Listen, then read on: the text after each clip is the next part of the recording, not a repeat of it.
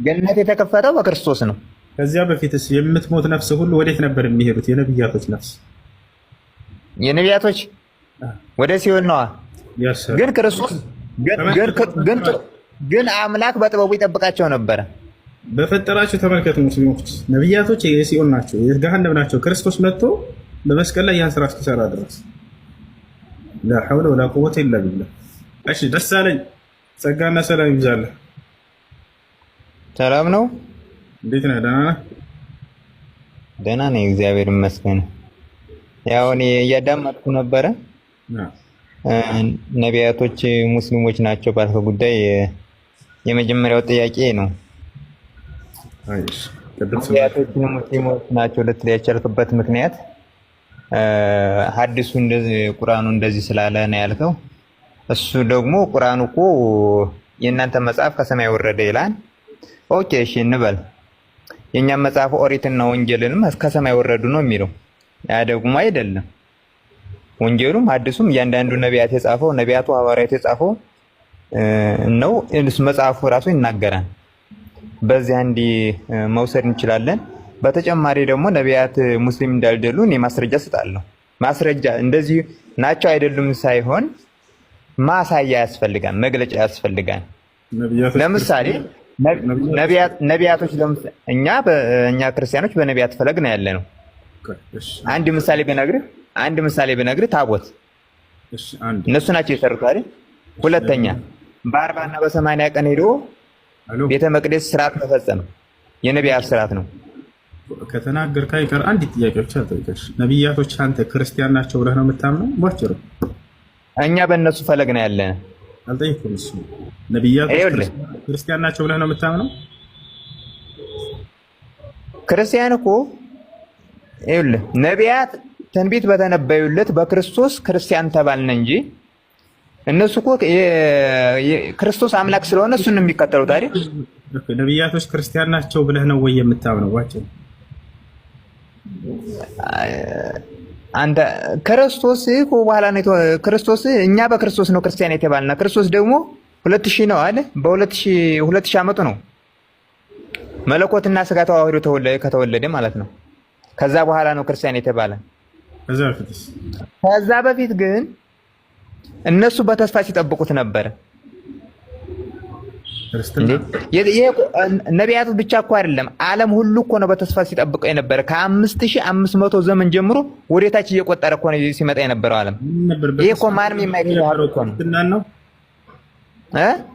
ክርስትናን ነው በተስፋ ሲጠብቀው የነበረው ክርስቶስን ማለት ነው። ክርስትናን ግን አልነበሩበት። ክርስትና ማለት ምን ማለት ነው? ክርስትና ማለት እኮ የክርስቶስ ተከታይ ማለት ነው አይደል? ወደ እሱ እንመጣለን። ክርስትና ማለት ምን ማለት ነው? የክርስቶስ ተከታይ ምን ይባላል ወደሚለው እንመጣለን። አሁን ጥያቄው ምንድን ነው? ነቢያቶች ክርስቲያን ናቸው? አዎ ክርስቲያን ናቸው። በጣም ጥሩ። አንድ ነቢይ እኔ ክርስቲያን ነኝ ያለበትን ጥቅስ ውስጥ ይኸውልህ፣ እሱ ችግር የለም። አንተ የቁርአኑን ልጠቅስልኝ አይደል? እኔ ማስረጃ ክርስቲያኖች ከቁርአን ተው ችግር የለውም። አንተ ስለማትቀበል ችግር የለውም። አልጠቅስልህም። ከመጽሐፍ ቅዱስ አንድ ነብይ እኔ ክርስቲያን ነኝ ያለበትን ስጠኝና አረጋግጥልኝ ክርስቲያን መሆኑ። ማሳያ እነግርሃለሁ። ማሳያ መግለጫ የቱ ጋር እኛና እነሱ የምንሄድበት መንገድ ተመሳሳይ እንደሆነ አሳያለሁ። ምዕራፍና ቁጥር ስጠኝ። አንድ ነብይ እኔ ክርስቲያን ነኝ ያለበትን እናውጣው። ቃሉ ይነበብ። እሱን እኮ ነገርኩ መጀመሪያ። ቃሉን ንገረኝ። የቱ ጋር ነው ያለው? እነሱ በተስፋ ሲጠብቁት ነበረ። እነሱ የሰሩት አሁን በእኛ በክርስቲያን እነሱ በሰሩት ፈለግ ነው ያለን። ከነሱ ከሰሩት እነሱ የማያውቁት ስርዓት የለም። ወደሱ ልመጣ ነው። አንድ እኔ ክርስቲያን ነኝ ብሎ እየተናገረ አንድ ነብይ ያለው የመጽሐፍ ቅዱስ ነው። ነገርኩህ እኮ ክርስቶስ የዛሬ 2000 ዓመት ነው የተወለደ። ስጋና መለኮት ተዋህዷል አይደል? ስርዓቱን ከዛ በፊት ዛሬ እኛ የምንመራበትን ሁሉ እነሱ ናቸው ያስቀመጡት። እኛ በእነሱ ፈለግ ነው ያለ ነው አልኩ። እሺ በእነሱ ፈለግ ላይ ነህ አይደለህ የሚለውን ወላሂ በቀጣይ ላይ እናወራለን። ችግር የለውም። አሁን ግን የጠየቁህ አንድ ነብይ እኔ ክርስቲያን ነኝ ብሎ ተናግሯል ወይ? እኛ ጋር ብትመጣ አልጠየቅኝም እንጂ ነገርኩህ እኮ በቃ እኛ በእነሱ ፈለግ ነው ያለነው። በቃ እኛ አሁን ለምሳሌ ነቢያቶች እኛ ናቸው ብንል ያምርብናል። በእነሱ ፈለግ ነው ያለነው። የለህም አይደለህም። ክርስትና የሚባል ሃይማኖት አልነበሩበትም እያልኩ ነው። ማረጋገጫ ሰጠኝ። ክርስትና እሱን ተው። እሱ በደፈና ዝም ብሎ ክርስትና የሚባለው ይሄ በደፈና ለመምታት አስበህ ነው። እሱ እንደዛ ሳይሆን አይ ችግር የለም። የሀሳብ ልውውጥ ሳይሆን ሌላ አይደለም። የሀሳብ ልውውጥና የሀሳብ ልዕልና ማራመድ ስለሆነ ችግር የለም። አዳምጠኝሽ። እነዚህ ነብያት እኔ ክርስቲያን ነኝ ብሎ የተናገረ ነብይ አለ ወይ? አንድ እንኳን። ሁሉንም አይደለም ችግር የለውም። አንድ እንኳን አንድ እኔ ጋር ይሄን ብትጠይቀኝ ቃል በቃል እኛ ሙስሊሞች ነን እንዳሉ ላሳየህ እችላለሁ። ኧረ አንተ የቁርአን ነው የምትጠቅስልኝ? አዎ አንተ ከመጽሐፍህ ደግሞ ነቢያትን ደግሞ ባስተምህር ከእስልምናው ጋር ባስተምህሩም በእንትንም እንደማይገናኝ ታያለህ። እኔ ክርስቲያን ነኝ ብሎ የተናገረ አንድ ነብይ አለ የለም? ክርስቲያን እኮ የክርስቶስ ተከታይ ማለት እኮ ነው። ክርስቶስን ደግሞ በኋላ ነው እነሱ ካለፉ በኋላ ነው የመጣ እኮ። ስለዚህ የዛኔ እነሱ ክርስቲያን ነበሩ። ዘመኑ እስኪደርስ ድረስ እኛ እኮ አልዳኑም ስንል ነቢያት እሱ እስኪመጣ ድረስ የሆነ የተበላሸ ነገር ስለነበረ መዳን አልቻሉ። ነቢያቶችም አልዳኑ የሲኦል ነበሩ። ነቢያቶችም አልዳኑም ነበር። ገነት የተከፈተው በክርስቶስ ነው። ከዚያ በፊትስ የምትሞት ነፍስ ሁሉ ወዴት ነበር የሚሄዱት? የነቢያቶች ነፍስ የነቢያቶች ወደ ሲኦል ነዋ። ግን ክርስቶስ ግን አምላክ በጥበቡ ይጠብቃቸው ነበረ። በፈጠራቸው ተመልከቱ። ሙስሊሞች ነቢያቶች የሲኦል ናቸው፣ የገሃነም ናቸው። ክርስቶስ መጥቶ በመስቀል ላይ ያን ስራ እስኪሰራ ድረስ ላ ሐውለ ወላ ቁወተ ኢላ ቢላህ። ታዲያ የነቢያት ተከታይ ነኝ ትለኛለህ? የነቢያት ጠላት ሆናችሁ ነቢያት የሲኦል ናቸው ብለህ ያመንክ የነቢያት ወዳጅ ነኝ። ያን አብርሃምን ኢስሐቅን አላህ እንዴት በስስት እንደሚገልጻቸው ተመልከቱ። እነ ኢስሐቅ እነ ያዕቆብ እነዚህ ሁሉ እንዳለ የጽድቅ በሬዎች ናቸው፣ የሲኦል ናቸው ላይ ያምናሉ። አንድ ክርስቶስ መጥቶ የግዴታ እስኪሰቀል ድረስ እነሱ እነዚህ ሁሉ ነቢያት የሲኦል ነበር። ከዚህ የበለጠ የነቢያት ጠላትነት አለ እንዴ? ኧረ እባክህ እንደዛ አይደለም፣ እንደዛ አይደለም። ይኸውልህ ሰውን ለመርገጥ ሳይሆን ይሄ እኮ ዓለም የሚያውቀው ጉዳይ እኮ ነው። ከክርስቶስ በፊት የሰው ልጅ ሁሉ መዳን እንዳልቻለ እኮ ዓለም ያውቃል። ነቢያቶች ዓለምን ማዳን ቢችሉ ኑሮ ክርስቶስ ባልመጣ ነበር። ይሄ ሁሉ ያውቃል። የክርስቶስ መምጣት እኮ ነቢያት ማዳን ስላልቻሉ ነው። አሁን ስለነሱ ነው እየጠየቁኝ ያለሁት። ነቢያቶች የሲኦል ነበሩ አልከኝ እኮ። በሲኦል ክርስቶስ በጸጋው ይጠብቃቸው ነበረ። ሲኦል ውስጥ ነው በጸጋ የታወቀ እኮ ነው። ኢዮብም እኮ ወደ ሲኦል ወርዳለሁ በዛም ምንጣፍ ተነጥፎልኛል ብሏን እኮ። ስለዚህ ነቢያቶች የሲኦል ናቸው ብላችሁ ታምናላችሁ? አሁን አይደሉም። ለምን? ክርስቶስ ከመምጣቱ በፊት በክርስቶስ ከመምጣቱ በፊትማ ወደ ገነት መግባት የሚችል ማንም አልነበረም። ወደ ሲኦል ነበር የሚሄዱት። ለምን ብለህ ጠይቀህ ለማዳፈን እንትን ከማለት ይኸውልህ ስማችሁ ነው። በነገራችን ላይ ማለት ነው። አስጨርሰኝ።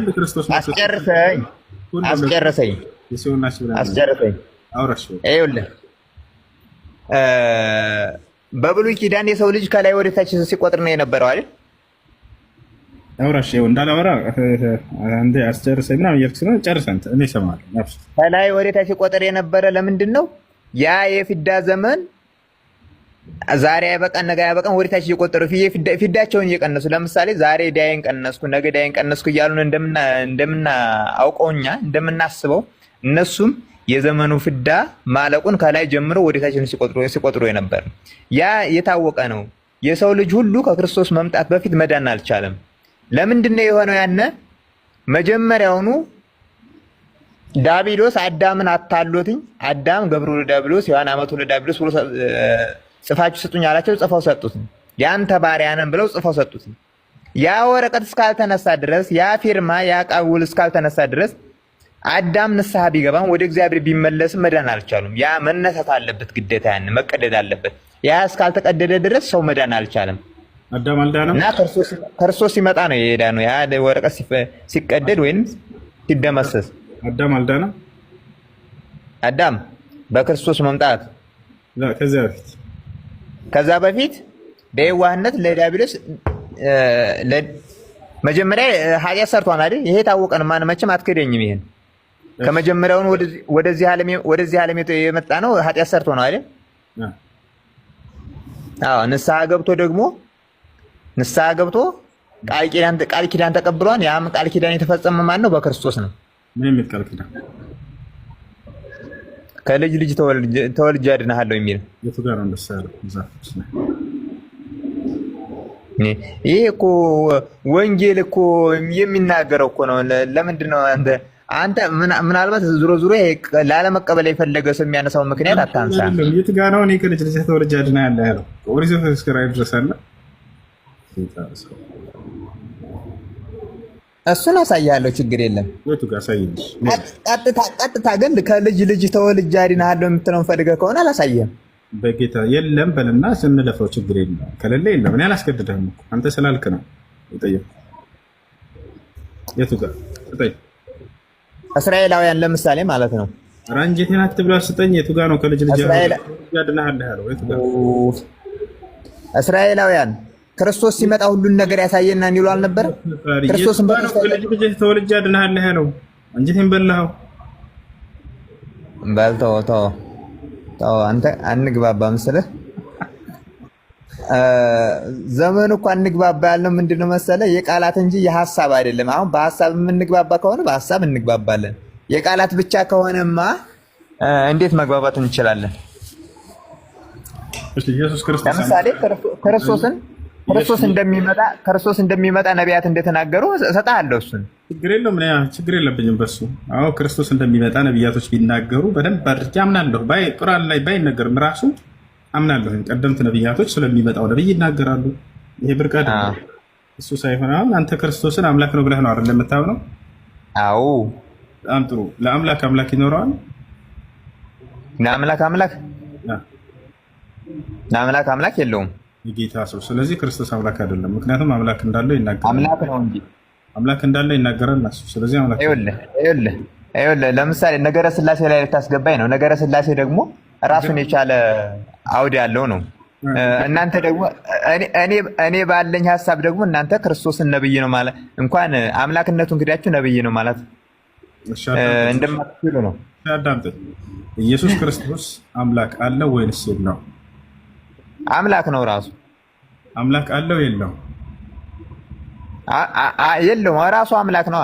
በጣም ጥሩ። ወደ አምላካችሁ አድርጋለሁ ያለው ማን ነው አምላኩ? እሱ እንደ ስጋዊነቱ ሲናገር ነው።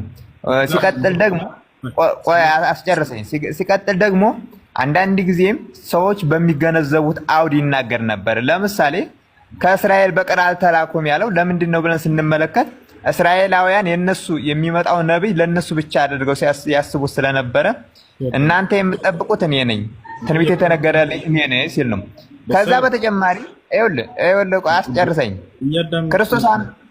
ክርስቶስ አምላክ ስለሆኑትን ማሳያ አይሁዳውያን ያልተቀበሉት ለምንድን ነው?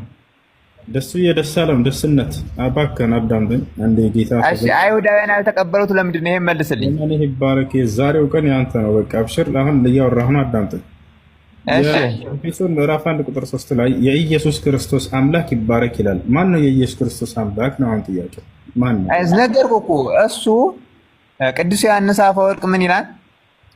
እሱ ሰው የሆነ አምላክ ስለሆነ ይህንን ያለን የኢየሱስ ክርስቶስ አምላክ ይባረክ የሚለው ያ አምላኩ ማን ነው ነው ጥያቄው። ራሱ ከሆነ ራሱ ነው አምላኩ። የራሱ አምላክ ራሱ ነው በላይ ራሱ ነው። በቃ ራሱ ነው። በጣም ጥሩ። ስለዚህ የኢየሱስ ክርስቶስ አምላክ ራሱ ነው ማለት ነው። አዎ እንደ ስጋዊነት ማለት ነው። ይኸውልህ ምን መሰለህ፣ ቆይ አስጨርሰኝ እንዳታጣምብኝ። ይኸውልህ የፈጠረውን ስጋ መልሶ ተዋሃደ ነው የሚለው። እንደ ስጋዊነቱ ስንናገር አሁን የተፈጠረውን ስጋ አምላኩና ከአምላክ ጋር ተዋህዶ ከመለኮት ጋር ተዋህዶ አምላክ ሆኗል። የፈጠረውን ስጋ ራሱ ተዋህደ የሚለው መልሶ ተዋህደ። የት ጋር ነው የፈጠረውን ስጋ ተዋህደ የሚለው? ምን ጥያቄ አለው? ማርያም ወለደችው የለም እንዴ? አንተም እኮ ነግረዋል። አንተም እኮ ተናግረዋል። በድንግልና እንደወለደች ስትናገር ሰምቻለሁ አይደል?